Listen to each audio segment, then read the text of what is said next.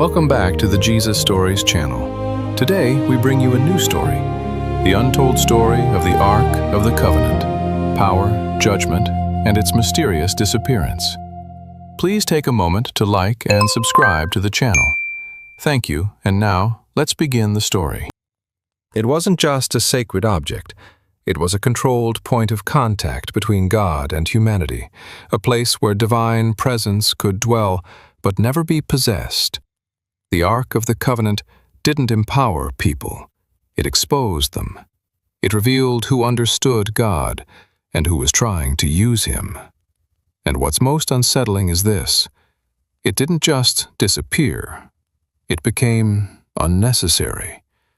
And if that's true, then everything people believed about it might need to be rethought completely. In the ancient world, sacred objects were everywhere. Temples held statues, nations carried idols into battle, and kings believed their gods could be contained, transported, and even controlled. But the Ark of the Covenant entered history with a completely different claim.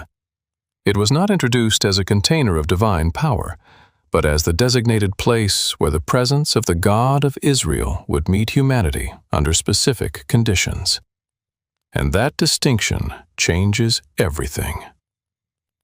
Because from the very beginning, the Ark was never meant to function like the religious objects surrounding Israel.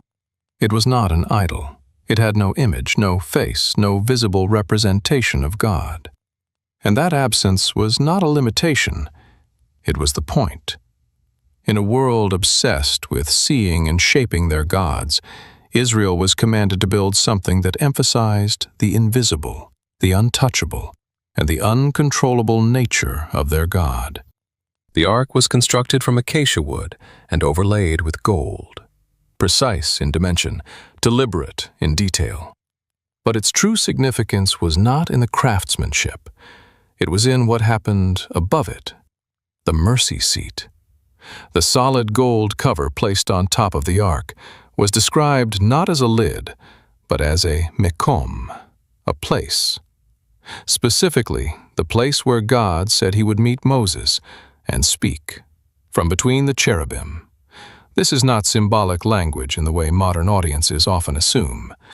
Within the biblical framework, this was treated as a real, localized manifestation of divine presence. Not that God was contained there, but that he chose to make himself known there in a uniquely concentrated way. And this is where many modern interpretations go wrong, because they reduce the Ark to either a mystical artifact or a piece of religious history, when in reality it functioned as a theological statement, a declaration that the God of Israel could not be represented, could not be reduced, and could not be approached on human terms. The Ark did not bring God under human control. It placed humans under divine conditions. And those conditions were not negotiable. They were defined at Sinai, embedded in the covenant, and reinforced through every interaction with the Ark moving forward. This is why calling it a box is not just inaccurate, it is misleading. Because a box implies containment, storage, something passive. But the Ark was never passive. It was active in the most dangerous sense of the word. It represented a boundary, a threshold where heaven and earth intersected, but only in a way that preserved the absolute otherness of God. And that boundary was enforced repeatedly through consequence, not to create fear for its own sake, but to establish clarity. God was near, but not accessible in the way humans instinctively desire. And this tension defines every story involving the Ark, from the wilderness to the temple, from victory to judgment. People who approached it with reverence aligned themselves with its purpose. But those who treated it as an object, something to be used, moved, or leveraged, encountered something else entirely. And this is the critical foundation for everything that follows. Because if the Ark is misunderstood at this level, every event tied to it will be misread. It was never about possessing God. It was about understanding the terms of his presence. And in a culture, both ancient and modern, that constantly seeks to make the divine manageable, predictable, and useful, The ark stands as a direct contradiction. It refuses to be reduced. It resists control, and it exposes the assumptions people bring into their understanding of God. And that is why the story of the ark is not just about where it was or what happened to it, but about what it revealed. From the very beginning, it forced a question that still remains unresolved for many. Do you approach God on your terms, or are you willing to meet Him on His? Before the ark ever existed as a physical structure, its meaning was already defined in an event that reshaped an entire people.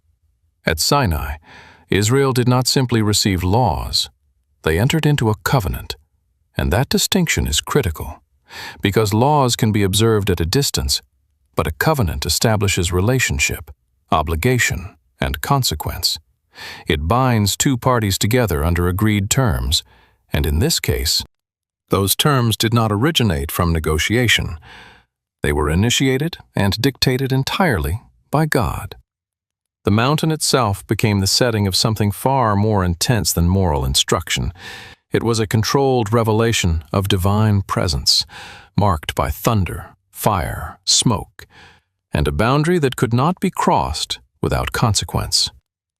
And that boundary is the key to understanding why the ark would later be necessary. Because Sinai revealed both the desire of God to be known and the danger of approaching Him incorrectly. The people saw enough to understand His reality, but they were kept at a distance to preserve their lives. Even Moses, the mediator, did not approach casually. He ascended under command, entered into the cloud, and remained there under conditions that emphasized both privilege and risk. And within that encounter, the terms of the covenant were established.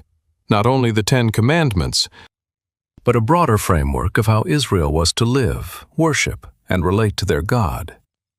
This was not abstract theology. It was a structured system designed to sustain proximity without collapse, because direct, unfiltered exposure to divine holiness was not survivable. And this is where the ark begins to take conceptual form, not as an object first, but as a solution. Sinai could not be repeated in its full intensity every time guidance was needed. The people could not live permanently at the base of a burning mountain.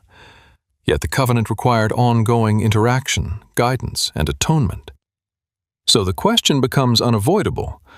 How does a transcendent, unapproachable God remain present among a people without destroying them? And the answer emerges not through human creativity, but through divine instruction. The ark would become the focal point of that arrangement, but only within the larger system of the tabernacle, the priesthood, and the sacrificial structure, all of which trace back to Sinai. This is why separating the ark from Sinai distorts its meaning, because without the covenant, the ark is just an artifact. But within the covenant, it becomes the designated meeting point under controlled conditions, the place where God would speak. But only after atonement had been made, only through a mediator, and only according to the terms already set. This is not accessibility in the modern sense. It is regulated proximity. And that regulation is not arbitrary. It reflects a consistent pattern. God defines how He is to be approached, not because He is distant, but because He is fundamentally different. And Sinai made that difference undeniable. The fear of the people was not irrational. It was a direct response to encountering something beyond their capacity to manage. And yet, despite that fear, the covenant was not withdrawn. It was reinforced. God did not step away. He established a system that would allow His presence to remain, and that system would eventually center around the ark, but always under the authority of what was revealed at Sinai, meaning the ark never introduced new terms. It enforced existing ones. It carried the covenant forward, both symbolically and functionally. And this is why every later misuse of the ark traces back to a failure to remember Sinai. Because once the origin is forgotten, the object becomes vulnerable to reinterpretation. People begin to see power instead of presence, advantage instead of accountability. And that shift is subtle, but it is the beginning of every misunderstanding that follows. Sinai set the terms. The Ark did not change them, it simply made them present. And if those terms are ignored, the consequences are not arbitrary. They are consistent with what was already revealed. Which means, the story of the Ark cannot be understood as a series of isolated events. It is a continuation of a covenant that began in fire, distance, and clarity. And every interaction with it is measured against that original moment, where God made one thing unmistakably clear. He would be present, but never on human terms. Once the covenant was established at Sinai, the next phase was not expansion, but specification. Because a relationship defined by divine terms cannot be sustained through approximation. It requires precision, and that precision is exactly what defines the instructions surrounding the Ark of the Covenant.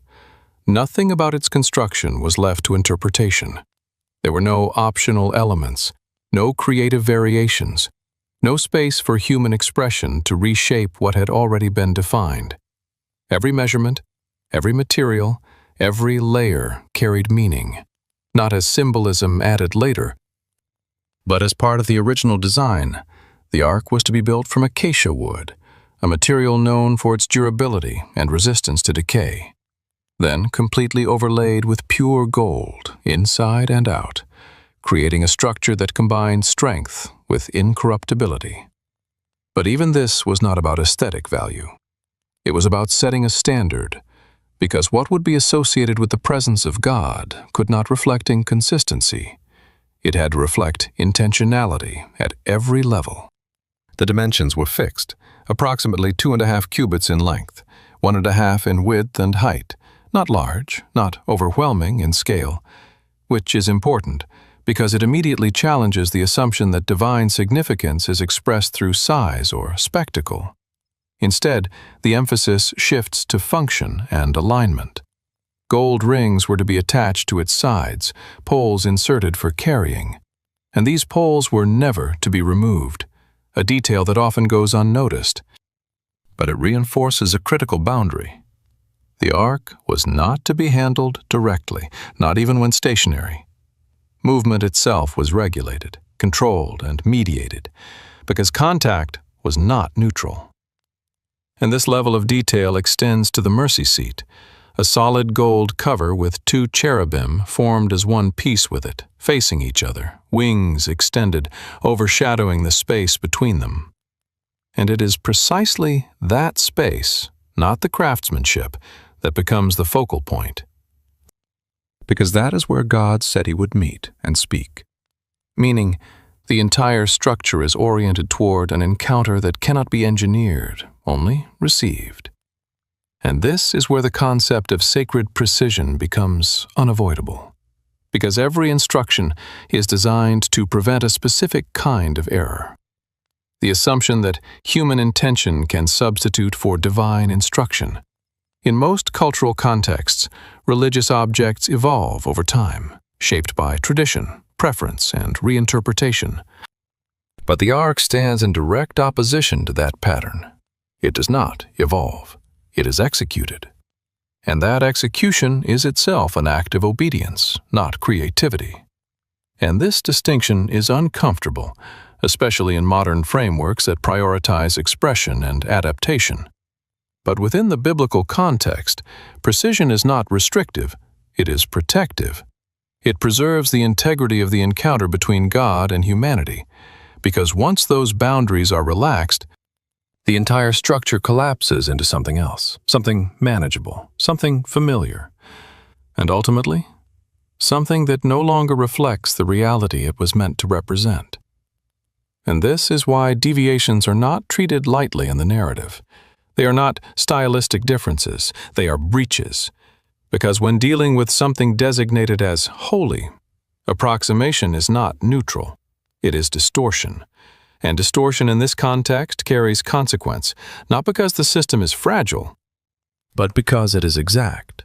And that exactness is what maintains the distinction between what is sacred and what is common. The ark, therefore, is not impressive because of what it looks like, but because of how precisely it had to be made, handled, and positioned. It enforces a way of thinking that resists casual engagement.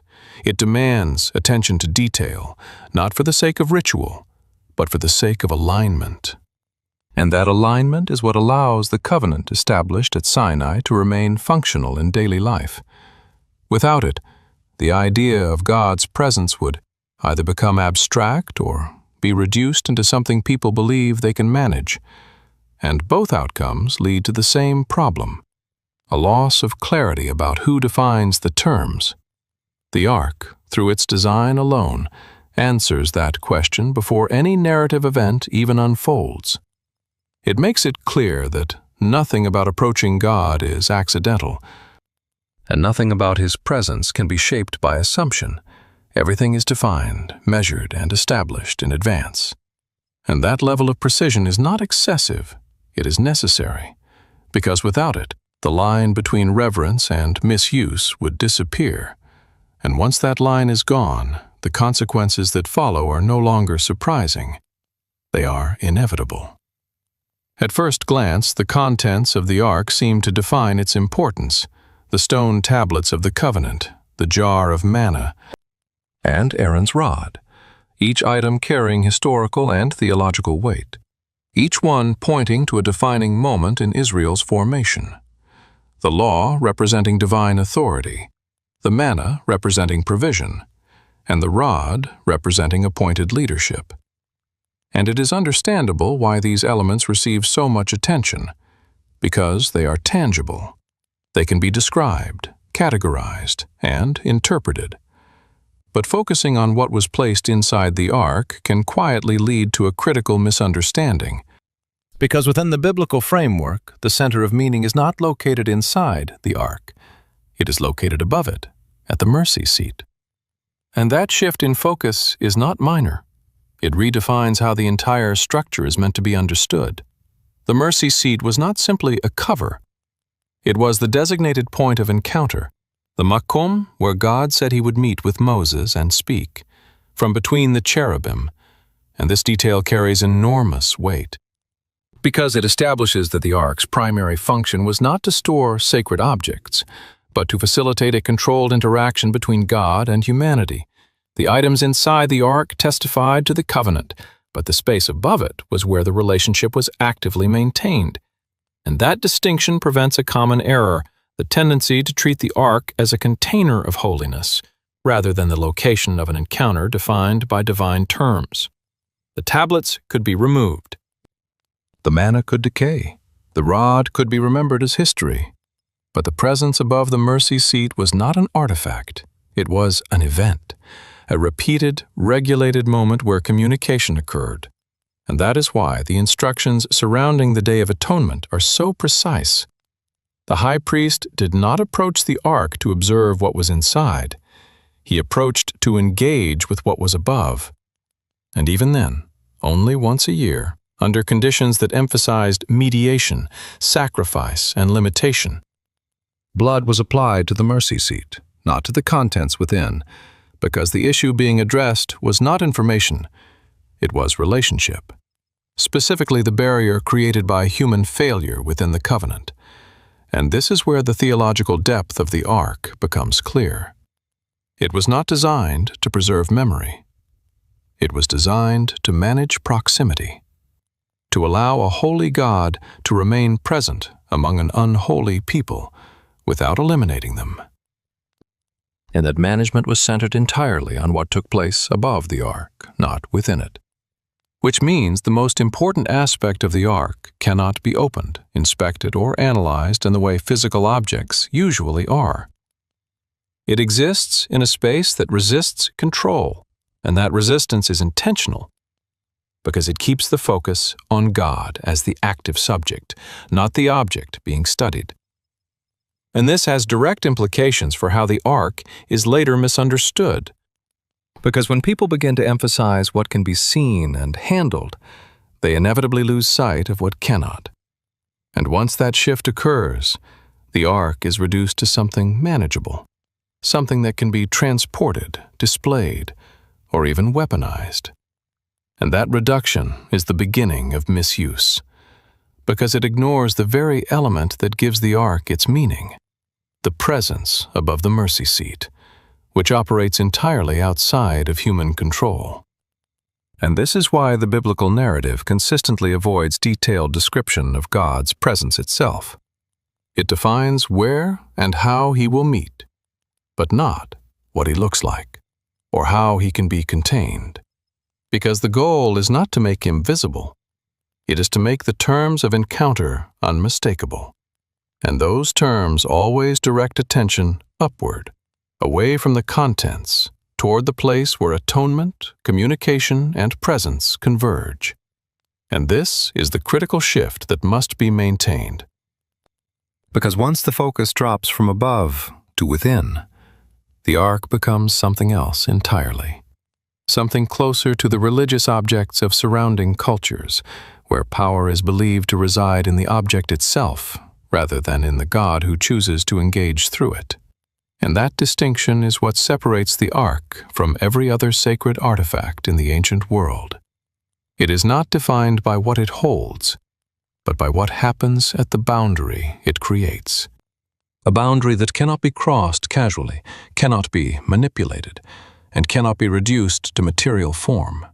And understanding this is essential, because every event that follows, every act of reverence or violation, will hinge on whether this distinction is recognized or ignored. Whether people approach the ark as a container of sacred history, or as the designated place where a living God has chosen to meet, on his terms, and his terms alone. By the time the ark was fully constructed and placed within the tabernacle, the pattern had already been established. God would be present, but that presence would not be casually accessible, and this is where the concept of proximity becomes critical. Because in most religious systems, closeness to the divine is seen as inherently positive, something to pursue, something to increase. But within the framework surrounding the ark, proximity is not automatically safe. It is conditional, regulated, and in many cases lethal if misunderstood. The ark was positioned in the innermost part of the tabernacle, the most holy place, separated by a veil that functioned not as decoration, but as a boundary, a clear and enforced division between the space of divine presence and the rest of human activity.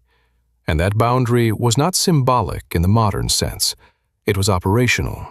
No one crossed it except the high priest, and even then, only once a year, under strict conditions that involved preparation, sacrifice, and precise timing. Because entering that space unprepared was not treated as a mistake. It was treated as a violation, and the consequences were immediate. This is not exaggeration. It is consistent with the underlying logic established at Sinai and reinforced through the design of the ark. God's presence is real, but it is not neutral. It does not adapt to human assumptions about safety or comfort. It defines its own terms, and those terms include distance as a form of protection, not rejection. And this is where modern interpretations often struggle, because the idea of a God who must be approached carefully, even cautiously, feels incompatible with contemporary expectations of accessibility and openness. But within the biblical narrative, this tension is not a flaw, it is a feature. It preserves the reality that God is not an extension of human experience. He is other, fundamentally different. And proximity to him amplifies that difference rather than reducing it. And this is demonstrated repeatedly in the way the ark is handled, or more accurately, not handled.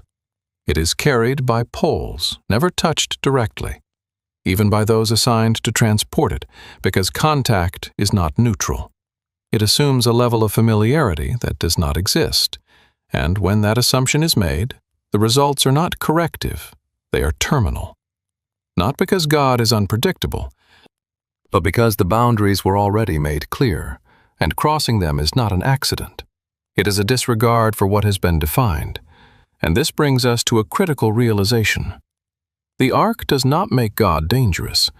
It reveals that he already is. not in the sense of being unstable or hostile, but in the sense of being powerful, pure, and entirely outside human control. And proximity to that kind of presence cannot be managed through intention alone. It requires alignment with the terms that have been set, and those terms consistently emphasize mediation, structure, and limitation. The high priest does not enter freely. He enters representatively, carrying the responsibility of the people, following a process that acknowledges both the necessity of approaching God and the impossibility of doing so on human terms. And this balance is what allows the relationship established at Sinai to continue without collapse. Because without these boundaries, the presence of God would not be sustainable within the community. It would overwhelm it. And this is the paradox the Ark embodies. It brings God near, but not close in the way people expect. It creates access, but only through restriction. It allows encounter, but only within defined limits. And ignoring those limits does not result in a deeper connection. It results in rupture. And this is where the narrative begins to expose a recurring human pattern. The desire to reduce distance without respecting the structure that makes proximity possible. People see the Ark. They recognize its significance, but they begin to assume that its presence can be engaged more directly, more freely. And that assumption, subtle at first, becomes the foundation for every misuse that follows. Because once the boundaries are seen as excessive rather than essential, they are eventually bypassed. And when that happens, the consequences are not new. They are consistent with everything that has already been revealed. The Ark does not change. The terms do not shift. What changes is human perception. And that shift turns proximity from a gift into a risk. Not because God has moved, but because the understanding of how to approach Him has been altered. And this is the tension that will define the next phase of the story. As the Ark moves beyond the controlled environment of the tabernacle into moments of action, conflict, and decision, the question will no longer be whether God is present, but whether that presence is being understood correctly. Because when proximity is misunderstood, what should sustain the relationship begins to expose its fractures. Once the Ark was placed within the system of the tabernacle, its role did not remain static. It moved. And that movement was not logistical, it was theological. Because in the wilderness, direction was not determined by geography or strategy. It was determined by the presence of God, and the Ark became the visible center of that reality.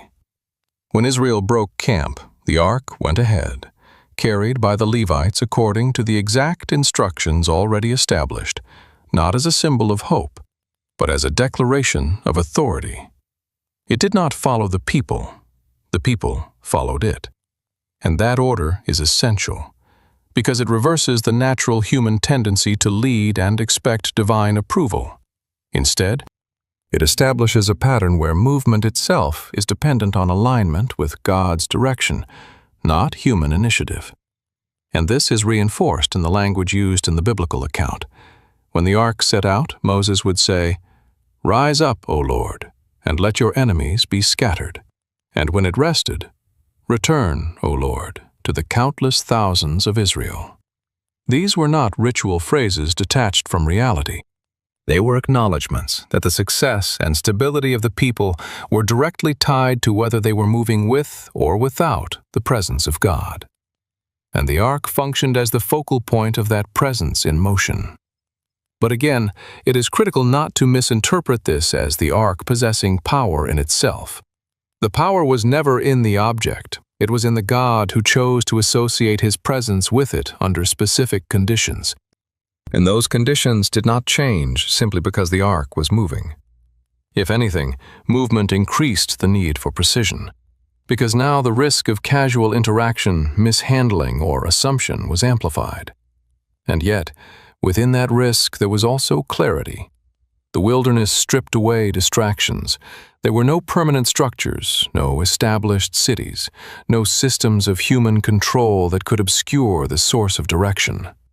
Every decision, when to move, where to go, when to stop, was visibly and functionally connected to the presence of God. And the ark made that connection concrete. It was not hidden. It was not abstract. It was carried in front of them at a distance, leading the way. And this distance matters, because even in movement, proximity remained regulated. The people did not cluster around the ark. They followed behind it, maintaining a separation that preserved both reverence and safety.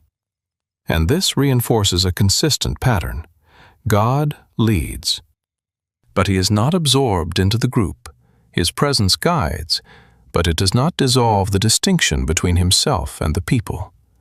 And this distinction is what prevents the relationship from collapsing into familiarity. Because familiarity in this context does not produce intimacy, it produces assumption, and assumption leads to misuse, which is why every aspect of the ark's movement was controlled: who carried it, how it was carried, when it moved, and where it stopped. None of it was left to preference or improvisation, and this level of control was not restrictive for its own sake. It was necessary to maintain the integrity of the covenant in a dynamic environment, because the wilderness was not stable. It was unpredictable, harsh, and constantly shifting. And in that environment, the temptation to take control, to make independent decisions, to treat the ark as a tool rather than a guide, would have been constant. But the structure surrounding it resisted that shift. It forced the people to remain responsive rather than directive, to wait rather than assume, and to recognize that progress was not measured by speed or efficiency, but by alignment. And this is where the ark's role in the wilderness becomes more than historical detail. It becomes a model of how divine presence interacts with human movement, not by removing uncertainty, but by providing direction within it. Not by eliminating risk, but by defining how that risk is navigated. And this model exposes a deeper issue, because as long as the people remained in the wilderness, dependent, exposed, and without alternatives, the pattern held. They followed. They waited. They moved when instructed. But as the narrative progresses and conditions change, as they approach land, stability, and conflict, the question begins to shift. Not whether God is leading, but whether the people will continue to follow in the same way. Or whether they will begin to reinterpret the ark's role based on new pressures and new opportunities. And that shift, subtle at first, will mark the transition from alignment to assumption. Because once the ark is no longer seen primarily as the means of divine direction, but as a potential advantage to be used, its movement will no longer define the people. The people will attempt to define its movement, and that reversal will set the stage for everything that follows. As Israel moved out of the wilderness and toward the threshold of the land promised to them, the role of the ark did not diminish. It intensified. Because now the question was no longer survival in uncertainty, but confrontation with reality. The Jordan River stood as the first barrier, not symbolic, but physical, at flood stage. Wide, forceful, and humanly impassable under the conditions described.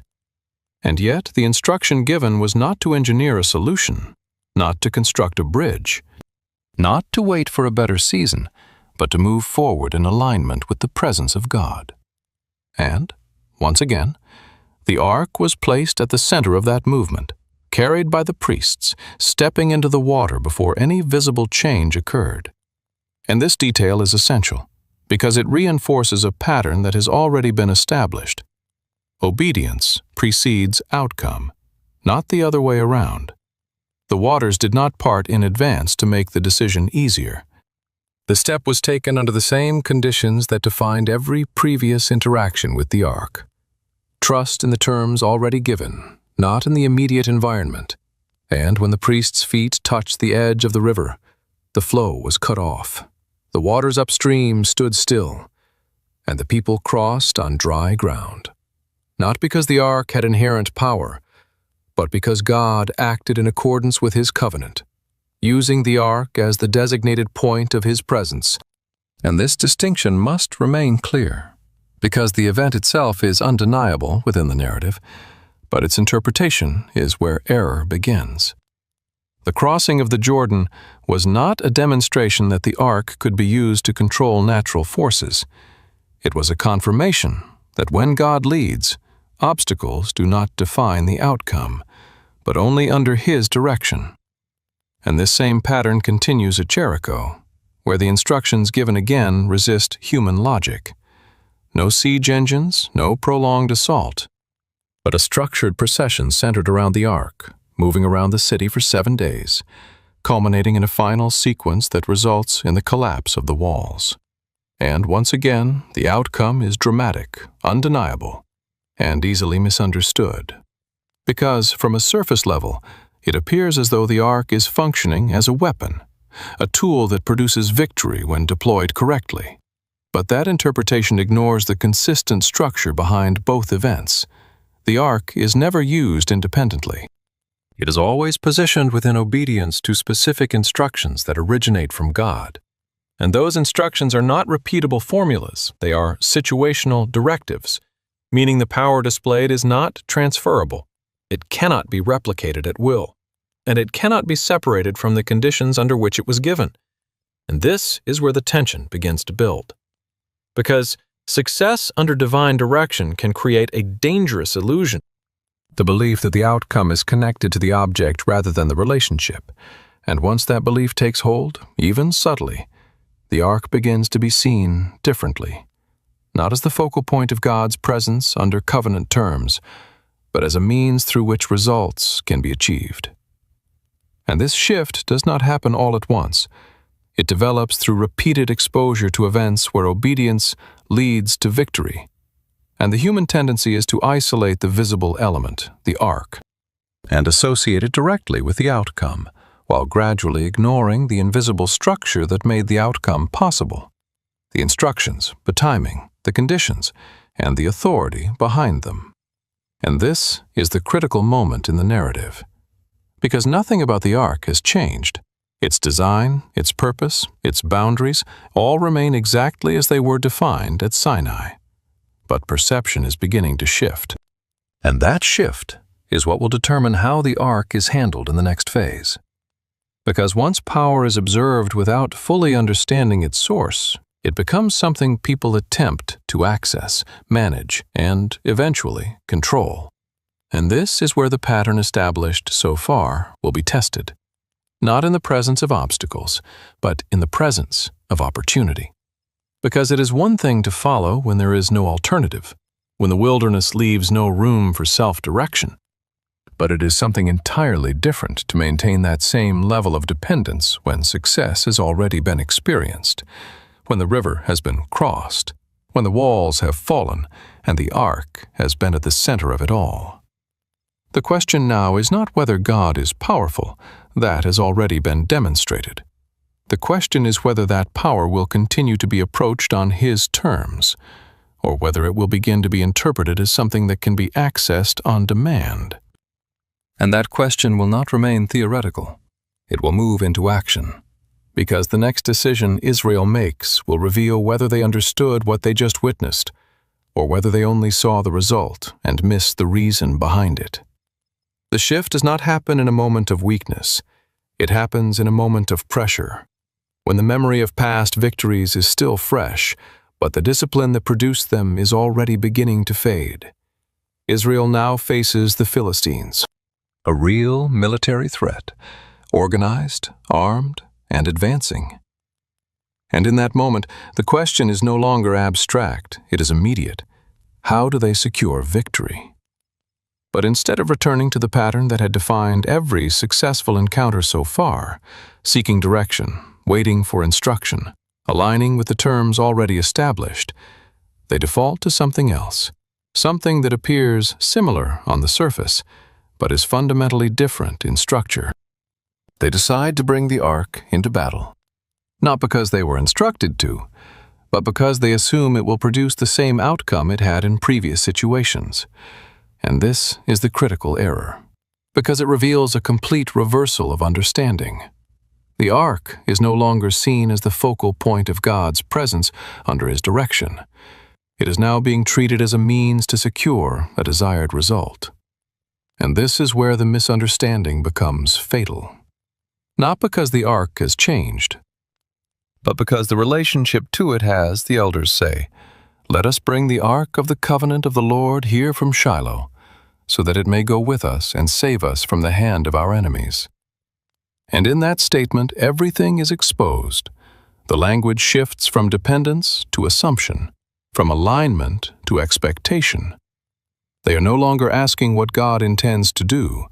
They are deciding what He should do, and attempting to position the ark in a way that forces that outcome. And this is not subtle. It is a direct violation of the pattern established since Sinai.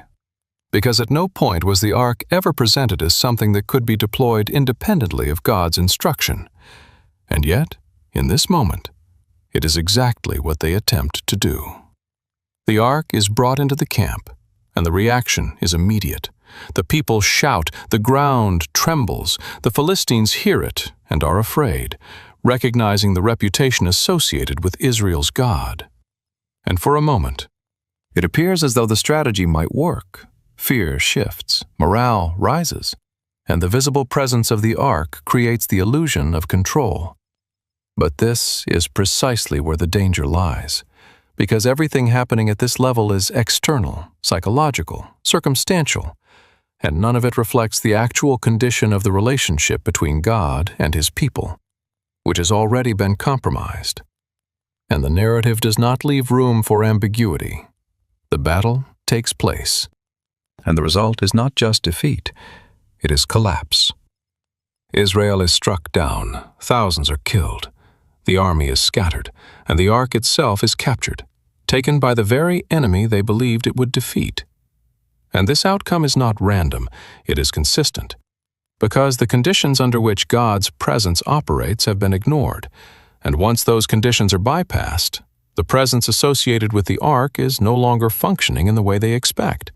Not because God has been overpowered, but because He has not been engaged on His terms. And this is the moment where the illusion is completely dismantled.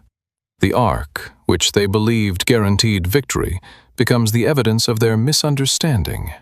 It does not protect them, it does not secure the outcome, and it does not respond to their expectations, because it was never designed to do so. And this is where the narrative forces a confrontation with a deeper issue. The tendency to convert past experiences of God's power into predictable formulas, to take what was once an act of obedience and turn it into a strategy, to assume that what worked before can be repeated without returning to the source that made it possible. And this is not just a mistake in judgment, it is a breakdown in relationship, because it replaces dependence with control. And once that replacement is made, the structure that allowed for true interaction collapses. And what remains is an object, stripped of its intended function. Still significant, still dangerous, but no longer operating within the framework that gives it meaning. And this is why the loss of the ark is not just a military failure, it is a theological crisis, because it reveals that the people no longer understand what the ark represents. They have reduced it to something they can carry into battle, something that can be positioned to achieve their goals. And in doing so, they have lost sight of the one thing that made it effective: the presence of God, acting according to His covenant, not their expectations. And this moment marks a turning point, because from here forward, the ark will no longer be seen as a symbol of guaranteed victory. It will become something else entirely. A reminder that proximity without understanding does not produce power. It exposes error, and that exposure is not theoretical. It has consequences, immediate, irreversible, and impossible to ignore. The capture of the ark should not be read as a simple transfer of power, because nothing in the narrative supports the idea that God was defeated, overpowered, or displaced. And yet, from a surface perspective, that is exactly how it appears.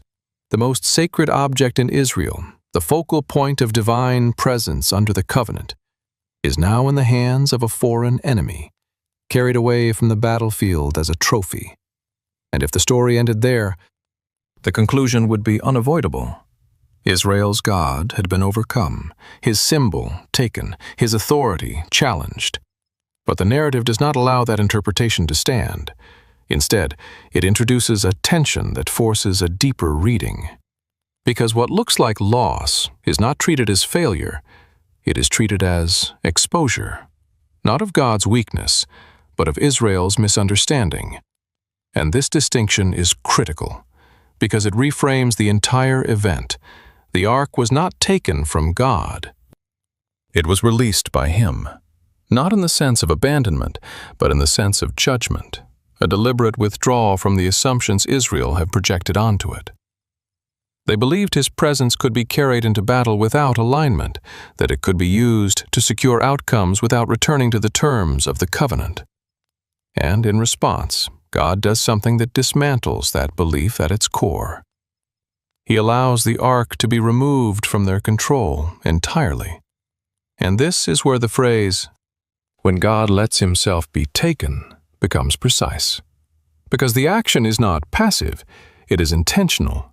It reveals that his presence is not tied to location, not dependent on Israel's possession of the ark, and not subject to their expectations of how he should act.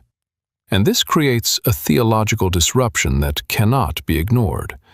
Because if the ark can be captured, then it was never the source of power in itself. And if God's presence is not confined to it, then everything Israel assumed about controlling that presence begins to collapse.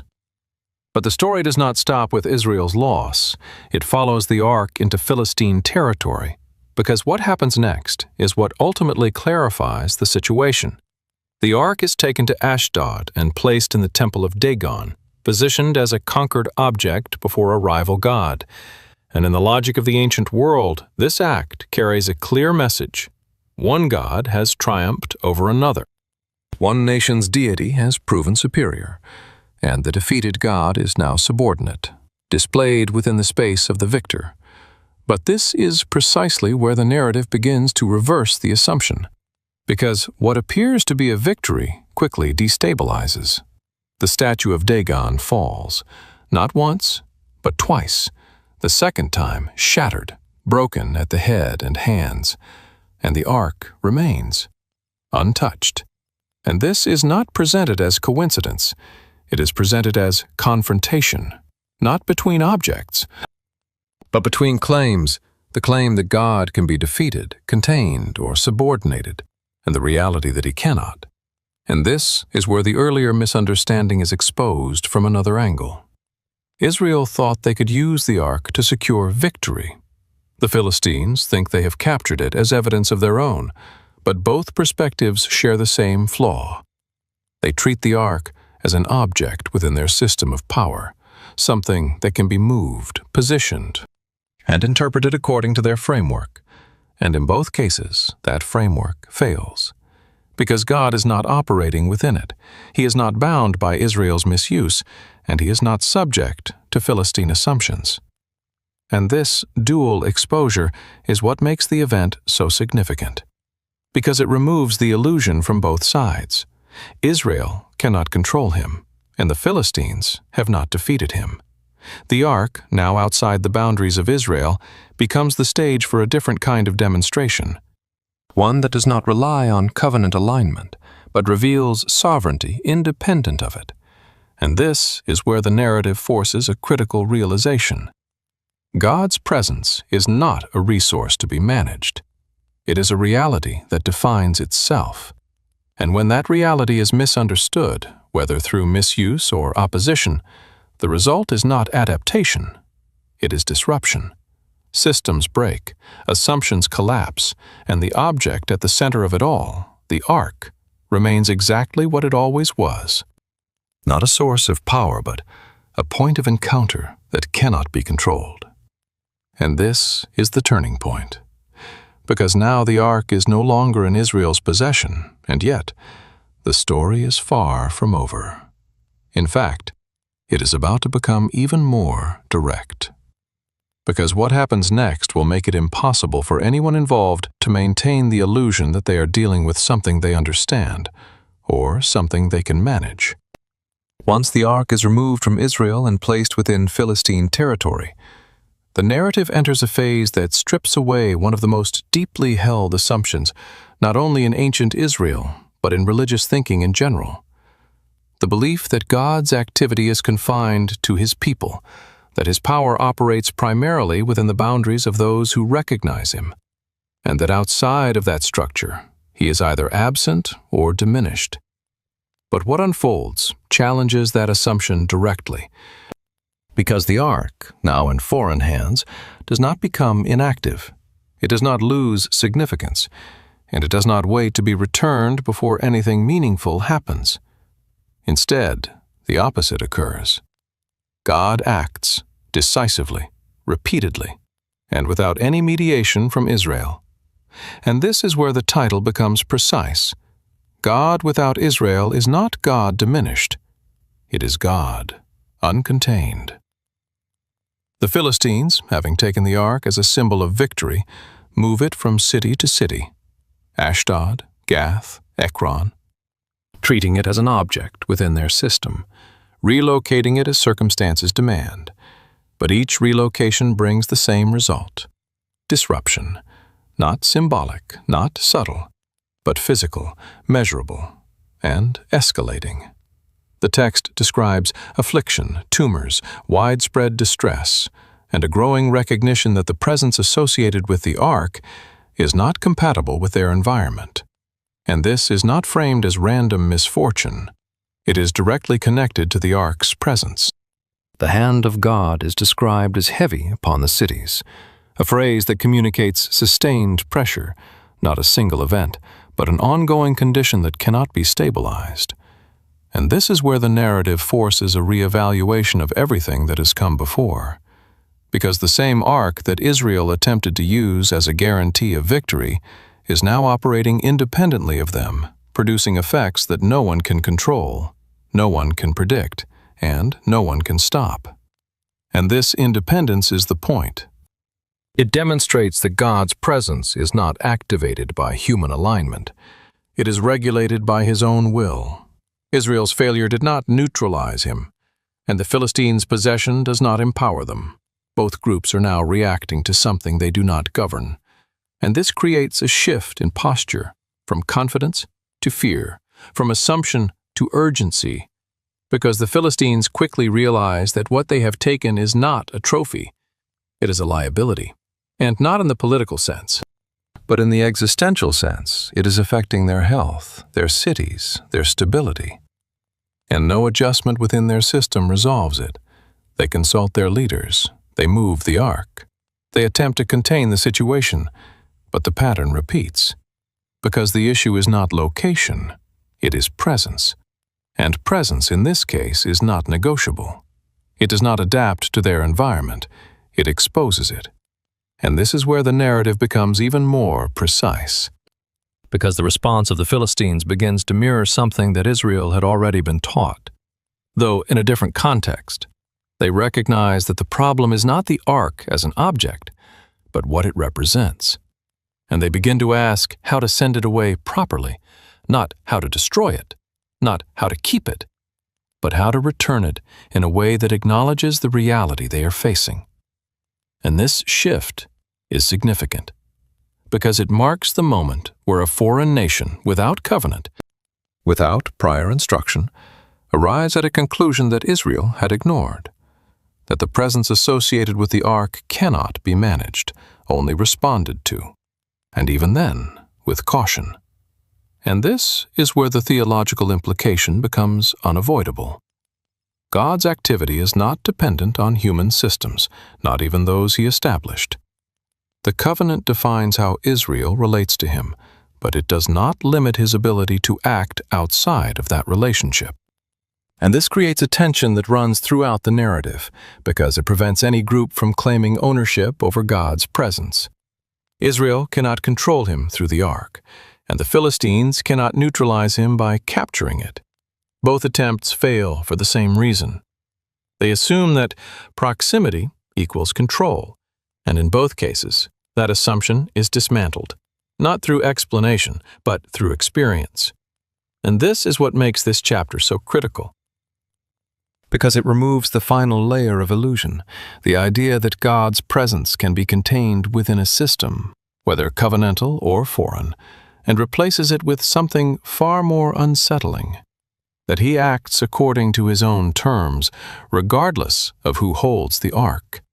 And that realization does not produce comfort, it produces urgency. Because if God is not bound to Israel, and not subject to the Philistines, then the only remaining question is how anyone can exist in relation to him without misunderstanding what that presence demands. And that question will begin to take shape as the ark is prepared to be returned, not as a victory, not as a negotiation, but as a release from something that neither side was able to control. By the time the ark is returned to Israel, the lesson should have been unmistakable. It cannot be used, it cannot be controlled, and it does not function according to human intention. Yet, what follows reveals that understanding a pattern does not guarantee that it will be maintained, because the next failure does not come from ignorance, it comes from familiarity. The ark is no longer in enemy territory. It is back among the people who were given the covenant, the instructions, and the boundaries. And that return creates a subtle but dangerous shift. What was once approached with fear begins to be treated with ease. Not because the terms have changed, but because exposure has increased. And this is where the narrative introduces one of the most direct and unsettling moments: the death of Uzzah, an event that, on the surface, appears disproportionate, even unjust. But within the framework already established, it is consistent. And that consistency is what makes it so revealing. As the ark is being transported toward Jerusalem under David's leadership, the method used reflects a compromise. It is placed on a cart drawn by oxen, rather than being carried by poles as originally instructed. And this detail is not incidental. It signals a shift from obedience to convenience, from precision to adaptation, the same kind of adaptation that surrounding cultures would have used for their sacred objects. And in that moment, the distinction that had been carefully maintained begins to erode. The ark is still honored, still central, but no longer handled according to the terms that defined it. And when the oxen stumble, the ark shifts, and Uzzah reaches out to steady it. The action is immediate, instinctive, and by all visible measures well-intentioned. He is not attempting to disrespect the ark. He is trying to protect it, to prevent it from falling, from being damaged, from touching the ground. And this is where the tension becomes unavoidable. Because the outcome does not align with the intention, he is struck down. Not gradually, not symbolically, but immediately.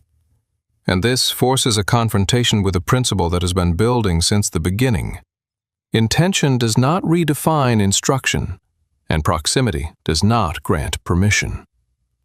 Uzzah's action assumes something that had never been granted, that human judgment can override divine command in a moment of perceived necessity, that preserving the object justifies breaking the terms associated with it. And that assumption is exactly what the system surrounding the ark was designed to prevent. Because once that line is crossed, once human reasoning is elevated above divine instruction, the entire structure collapses into subjectivity, and the ark becomes something that can be managed based on circumstance, rather than something that defines the terms regardless of circumstance. And this is why the response is not corrective, it is definitive. It reinforces the boundary in a way that cannot be reinterpreted, not to punish intention, but to expose the assumption behind it, that the ark needed to be stabilized by human intervention, when in reality, the instability was not in the ark, it was in the approach to it. The method of transport had already violated the terms, and the moment of crisis simply revealed the consequence of that initial decision. And this is where the illusion becomes clear. The belief that the holy can be handled safely if the intention is right, if the context justifies it, if the outcome seems necessary, but within the framework of the covenant. Holiness is not defined by human perception. It is defined by God's instruction. And those instructions are not situational. They are absolute.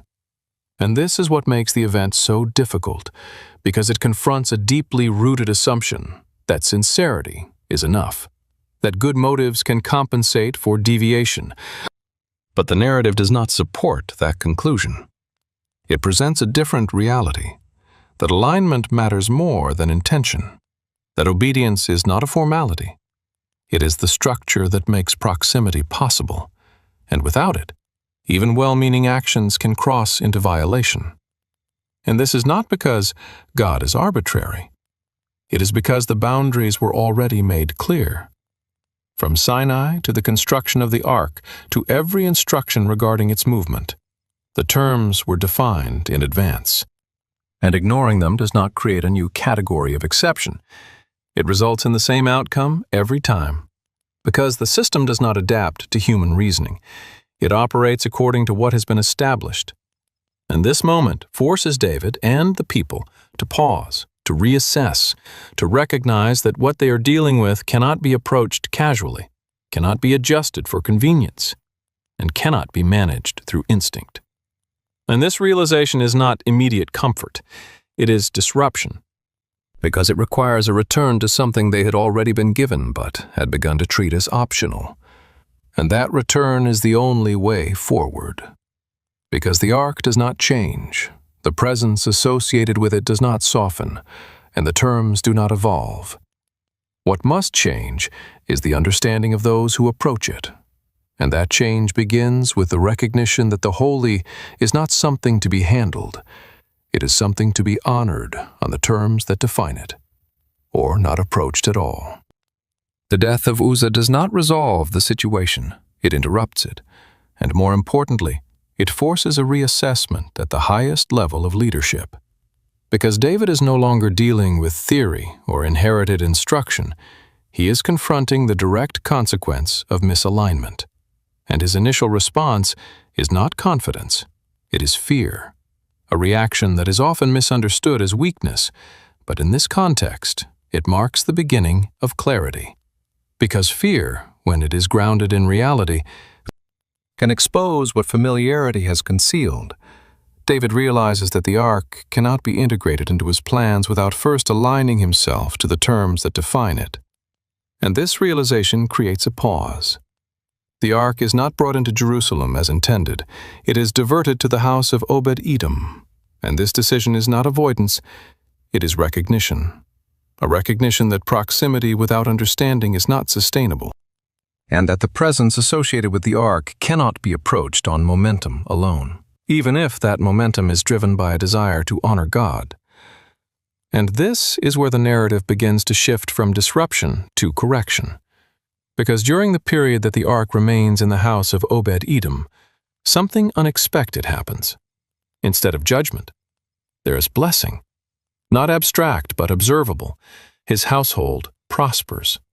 And this detail is not inserted as contrast for emotional effect.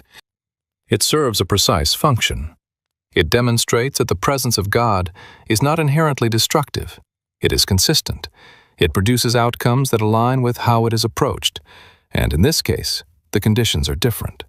There is no attempt to control, no effort to integrate the ark into a broader agenda. It is received, not managed. And that posture creates a different result. And when David hears of this, the fear that halted him begins to be restructured into understanding, not removed, but redirected. Because the issue was never the presence itself, it was the manner of approach. And this is where David's realization becomes actionable. He does not abandon the intention to bring the ark to Jerusalem, but he no longer proceeds on assumption. He returns to the instructions, the original terms that had been set and then neglected.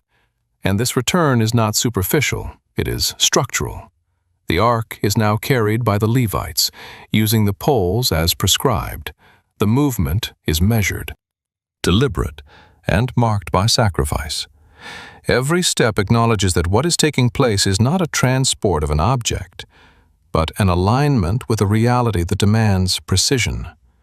And this time, the process does not collapse.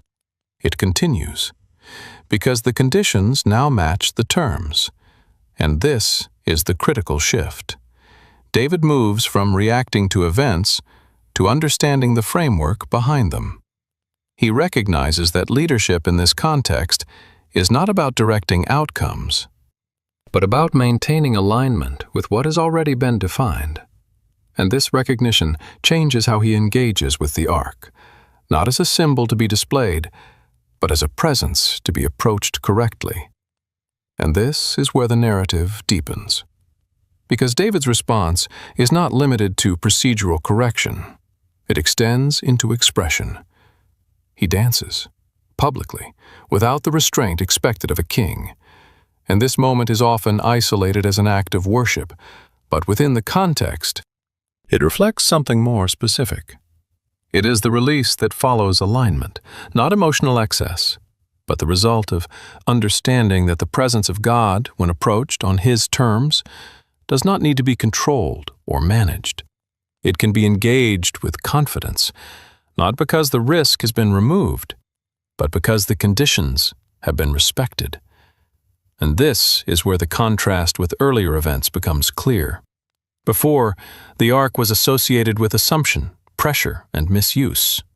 Now, it is associated with order, awareness, and response.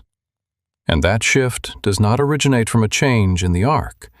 It originates from a change in understanding. And this is why David's realization matters.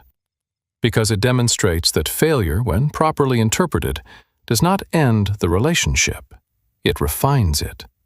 It exposes where alignment has been lost and provides the opportunity to restore it. Not by creating new terms, but by returning to the ones that were already given. And this return is what allows the narrative to move forward. Because without it, the ark would remain a source of disruption, something too dangerous to engage. But with it, the ark becomes what it was always intended to be. The focal point of a relationship that is defined not by human intention, but by divine instruction. And this realization sets the stage for what comes next. Because once the terms are understood and respected, the question shifts again. Not how to approach the ark, but what it means for it to be established at the center of a nation, not temporarily, not in transit, but permanently, within a structure designed to hold what had always been moving. And that transition will test whether the clarity David has gained can be sustained beyond the moment of correction. Up to this point, the ark has always existed within movement. Even when stationary, it was part of a temporary system.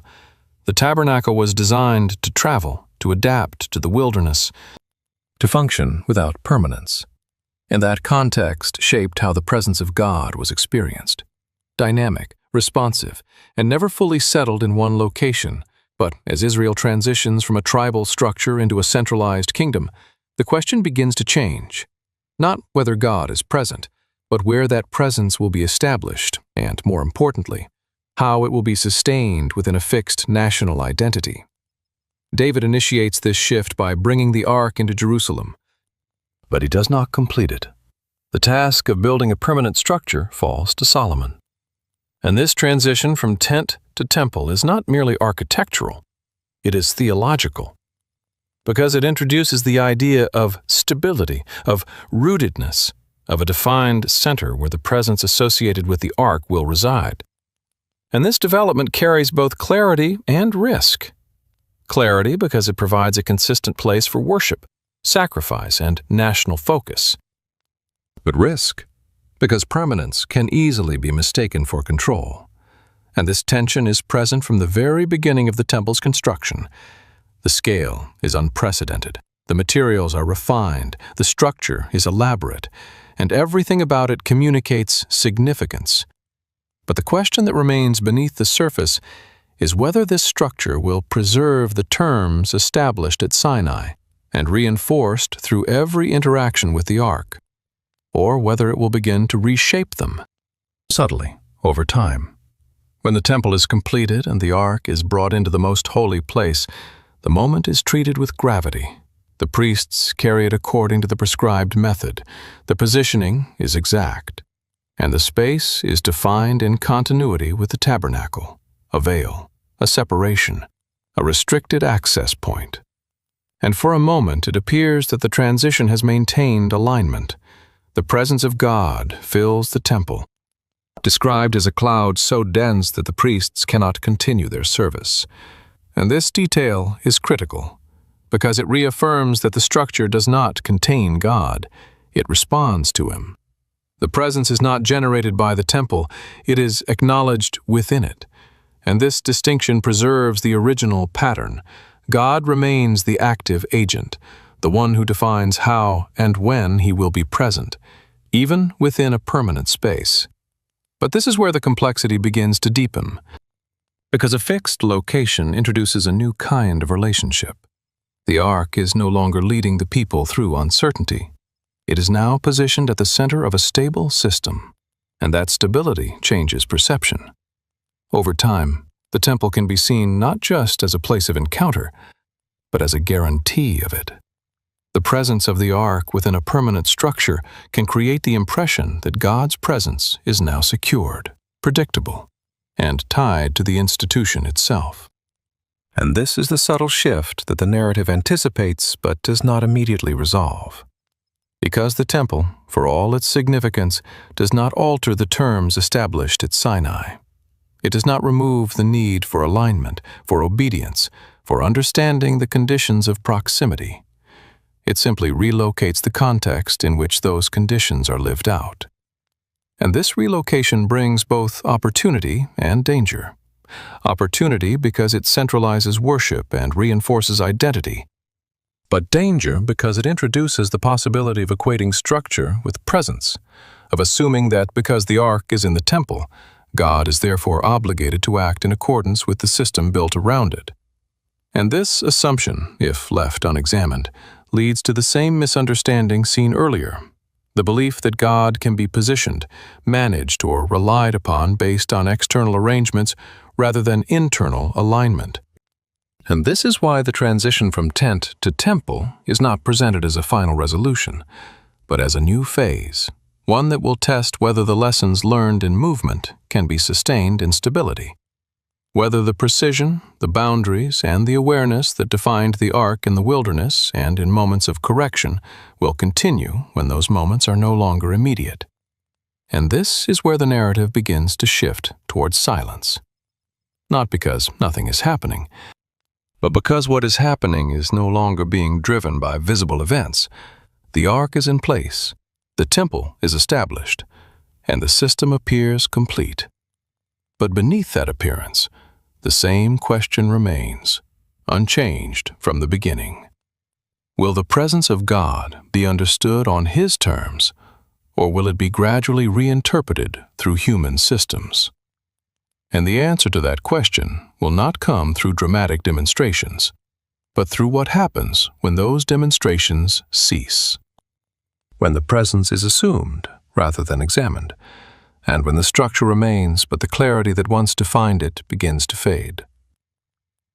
After the ark is placed within the temple and the system appears complete, something unexpected begins to happen. Not an event, not a disruption, but an absence. The narrative, which once followed the ark with precision, begins to fall silent. References become scarce, then nearly non-existent, and this silence is not accidental. It marks a shift that cannot be understood through visible action alone. Because, for the first time, the ark remains in place, but the clarity surrounding it begins to fade. And that fading is not due to a change in the ark itself.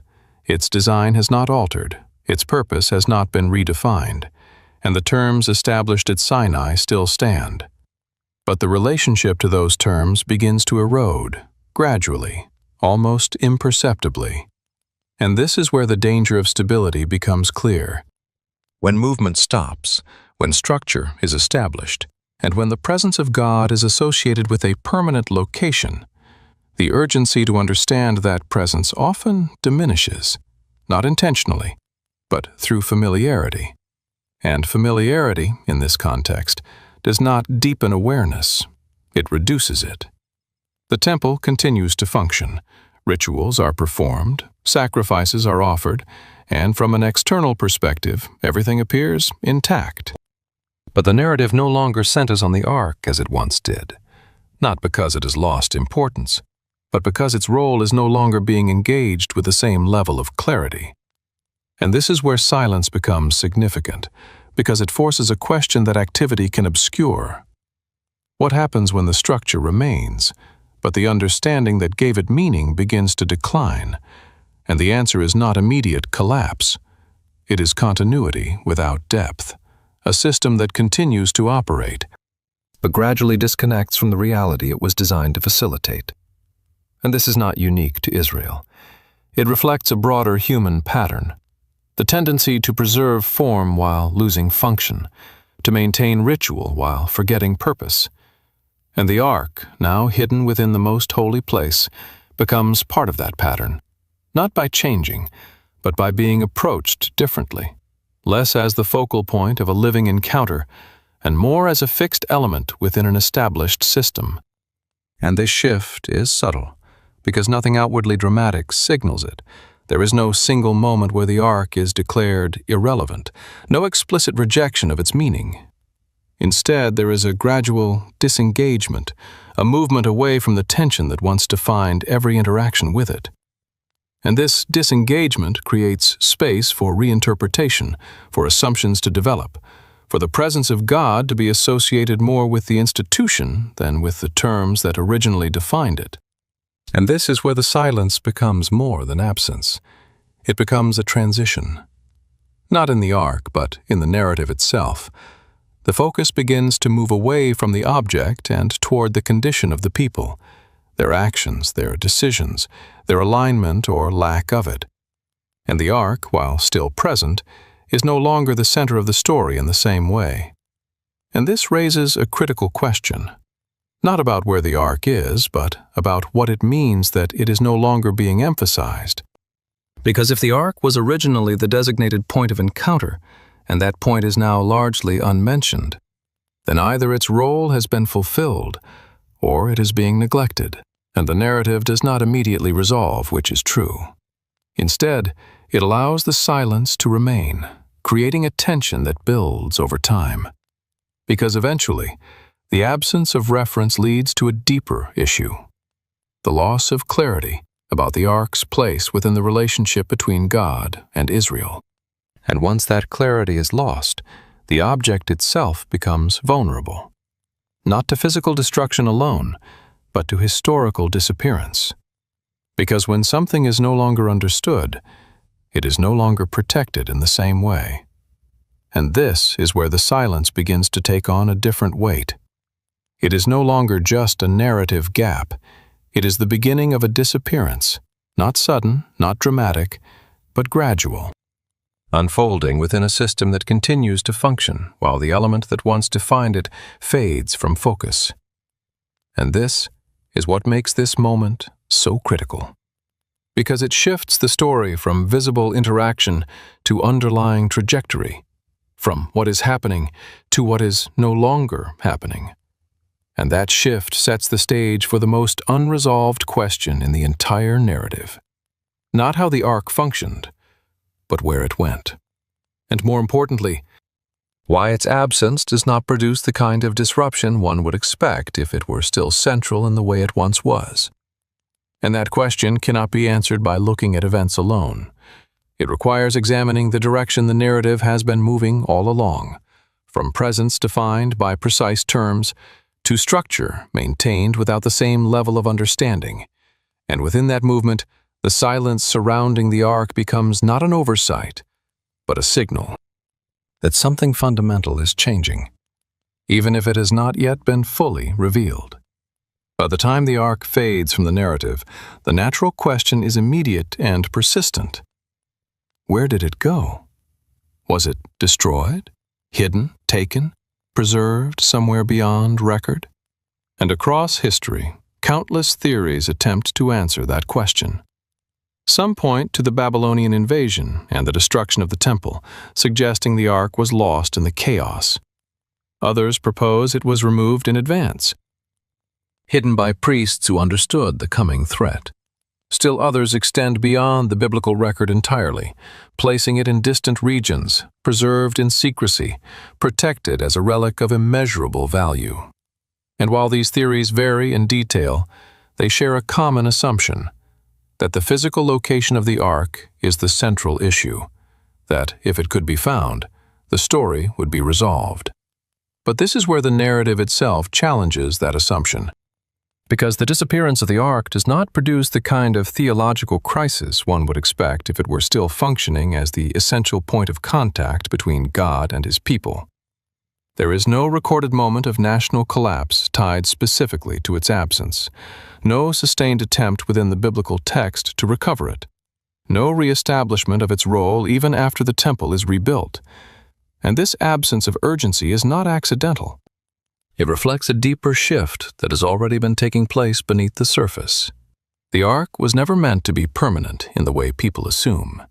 It was a provision within a specific phase of the relationship between God and Israel, a phase defined by mediated presence, controlled access, and a system that allowed proximity without direct exposure. And once that system begins to transition, the necessity of the ark, as it was originally designed, begins to change.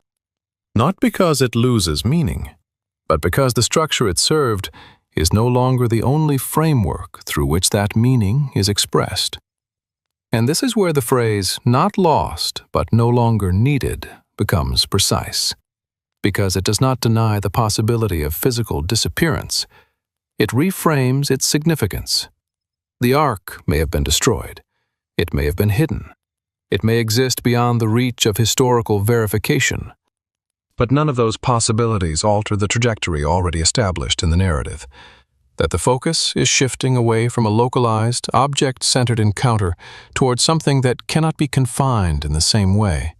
And this shift is hinted at even before the ark disappears, in the growing emphasis on obedience over ritual, on internal alignment over external structure, on the condition of the people rather than the presence of the object. And as that emphasis increases, the role of the ark becomes less central. Not because it has been replaced by something inferior, but because it was always pointing beyond itself. It was never the destination. It was a means, a controlled point of interaction that revealed both the possibility and the limitation of approaching God within a system defined by boundaries. And once that limitation becomes clear, the question is no longer how to preserve the ark, but how the relationship it represented will continue. And this is where the historical silence surrounding its fate becomes less of a problem and more of a confirmation. Because if the ark were still central, its loss would demand resolution. It would dominate the narrative. It would be pursued, restored, or replaced. But instead, it recedes.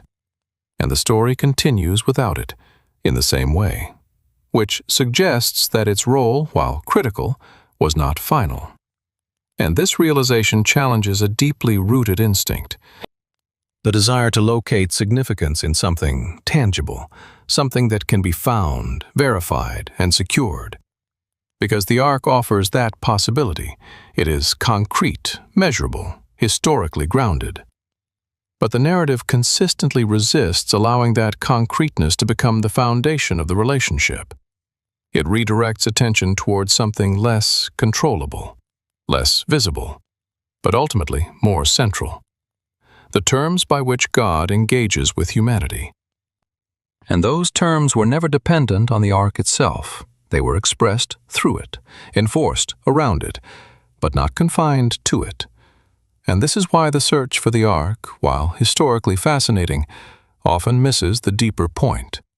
Because even if it were found, even if its location were confirmed beyond doubt, it would not restore what it once represented. Because what it represented was never meant to be preserved in that form indefinitely. It was part of a progression, a structure that revealed both the reality of God's presence and the conditions required to approach it. And once that revelation is established, the structure can change without losing the truth it conveyed. And this is where the narrative leaves us. Not with a clear answer about the ark's physical fate, but with a more significant question about its role, whether it was ever meant to remain, or whether its disappearance is itself part of the message. That the presence of God cannot be reduced to an object, cannot be secured through possession, and cannot be recovered through discovery. Because it was never located in the ark alone. And once that is understood, the loss of the object no longer represents the loss of the relationship. It reveals that the relationship was never dependent on it in the first place. By the end of the narrative, the Ark of the Covenant is no longer the center of attention. Not because it failed, not because it was replaced by something more powerful, but because its role was always transitional. It was designed to reveal something that could not remain confined to its structure. And once that revelation reached its intended clarity, the necessity of the object itself began to diminish. And this is the shift that reframes everything that came before, from the precision of its construction to the severity of its boundaries, from the victories associated with its presence to the consequences of its misuse. All of it was pointing toward a single reality, that the presence of God cannot be contained, managed, or secured through any physical system, no matter how carefully designed. And this does not mean the ark was irrelevant. It means it was effective. It fulfilled its purpose by exposing both the possibility and the limitation of approaching God through mediated, object-centered structures. And once that limitation is understood, the focus naturally moves beyond the object, not by abandoning what it represented, but by recognizing that what it represented cannot remain localized. And this is where the narrative reaches its deepest level, because it no longer asks where the ark is. It asks what it was always pointing to. And the answer is not another object, not another structure, but a shift in how presence itself is understood. No longer confined to a specific makom, no longer accessed through a single point in space, but engaged in a way that is not dependent on physical proximity. And this does not remove the need for terms, it intensifies it, because without the visible boundaries that once defined the ark, the responsibility to understand those terms becomes internal rather than external. No veil, no chamber, no object enforcing distance, which means the distinction between reverence and assumption is no longer maintained by structure alone. It must be recognized, chosen, and sustained at a deeper level. And this is where the earlier patterns become essential, because everything the ark revealed about God's nature, His holiness, His independence, His refusal to be controlled, does not disappear with the object. It remains. But now without the physical framework that once made those realities unavoidable. And this creates a different kind of challenge. Not how to approach a specific location, but how to live in relation to a presence that is no longer confined. And this is where misunderstanding can take on a new form. Because without the visible danger associated with the ark, the assumption can shift again. This time toward over-familiarity, the belief that accessibility removes the need for structure, that proximity without boundary is now acceptable. But the narrative does not support that conclusion. It is already established that God's nature does not change. Only the mode of engagement does. And that means the same principles still apply. Alignment still matters. Terms still exist. And presence is still defined by God, not by human perception. And this is why the disappearance of the ark is not a loss of connection. It is a removal of limitation. Not in the sense of removing boundaries, but in the sense of removing confinement. The presence of God is no longer associated with a single object in a single place. But that does not make it more controllable. It makes it less, because now it cannot be approached through location alone. It requires a different kind of awareness, one that does not rely on sight, structure, or physical proximity, but on understanding what has already been revealed. And this is the final movement of the story. From something that could be seen, carried, and located, to something that must be understood, responded to, and lived in relation to. And that movement does not resolve every question. It reframes them. It shifts the focus from discovery to alignment, from possession to relationship, and from object to presence.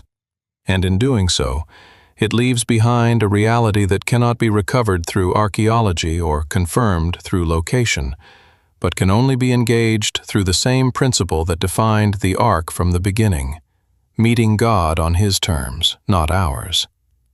And that is where the story ultimately leads, not to a hidden artifact waiting to be found, but to a truth that was never meant to remain hidden, only misunderstood.